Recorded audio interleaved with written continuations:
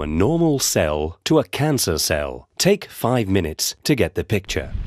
More than 60,000 billion cells make up the human body. They are the units that form the tissues which make up our organs, like the liver, heart, and lungs. When the body needs it, our cells split into two and replace those cells that are defective or have come to the end of their lifespan. This makes it possible for our tissues to preserve their shape and their respective functions with the passage of time. Every cell is therefore programmed to multiply and die. This ordered but complex program is controlled by the center of the cell, the nucleus, which contains chromosomes containing many genes made up of DNA. Sometimes, some of these genes undergo a change. The nucleus then sends out abnormal orders and the cell goes wrong. It multiplies uncontrollably and takes on a life of its own. Each new cell produced contains the same defect. The cells proliferate chaotically and form a tumor.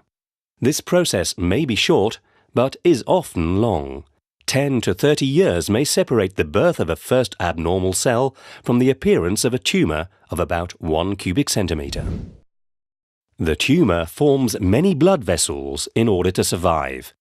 These will supply the tumor with oxygen and nutriments, allowing it to live and grow. This is what we call the phenomenon of angiogenesis. The tumor, however, only really becomes dangerous when the cancerous cells begin to invade through the vessels into the adjacent areas and spread to the surrounding organs.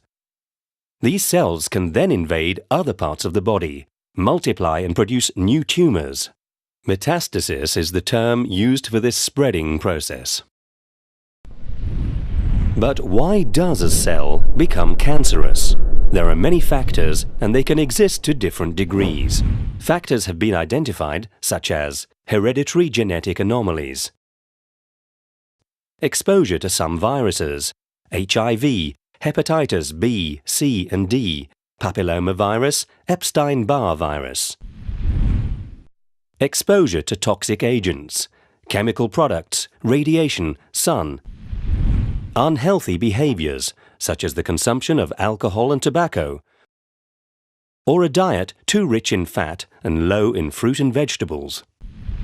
Today, over 25 million people in the world live with cancer. 7 million die from it each year. The disease represents the leading cause of mortality for those under 65. Lung cancer is the most widespread, followed by breast cancer, colorectal, stomach, and prostate cancer. The means to combat cancer do, however, exist. These often complementary treatments are used alone or in combination according to the type of cancer and its status. The goal of the treatments is to make it possible to eliminate the tumor and cure the patient in early-stage cancer, or like a chronic disease, to control its development. There are mainly 3 kinds of treatment. Surgery consists of removing the tumor in part or in its entirety. Radiotherapy exposes the tumor to radioactive rays, which prevent the diseased cells from multiplying and destroys them. Chemotherapy consists of administering systemic medicinal substances to destroy the cancerous cells or prevent them from spreading. Chemotherapy and radiotherapy act on cancerous cells, but also on healthy cells, which explains their side effects.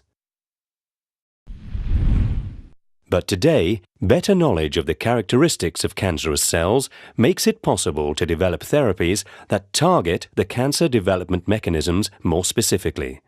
Sanofi Aventis R&D is already present in all these areas to fight against cancer on all fronts.